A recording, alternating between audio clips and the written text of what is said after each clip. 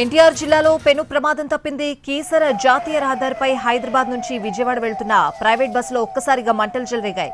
మంటలు గమనించిన డ్రైవర్ వెంటనే బస్సును పక్కకు నిలిపి ప్రయాణికులను దించేశాడు. చూస్తూ ఉండగానే మంటలు బస్సు మొత్తం వ్యాపించి పూర్తిగా దగ్ధమైంది. ప్రమాద సమయంలో బస్సులో 39 మంది ప్రయాణికులున్నారు. బస్సు వెనుక భాగంలో మంటలు చెలరేగినట్లు చెప్తున్నారు బస్సు సిబ్బంది. Credi Hyderabad Property Show 6th, 7th, 8th February. Venue High-Tech City.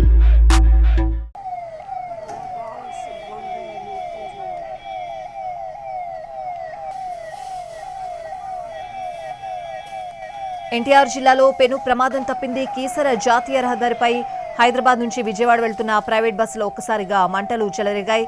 మంటలు గమనించిన డ్రైవర్ వెంటనే బస్సును పక్కకు నిలిపి ప్రయాణికులను దించేశాడు. చూస్తూ ఉండగానే బస్సు మొత్తం మంటలు వ్యాపించి పూర్తిగా దగ్ధమైంది.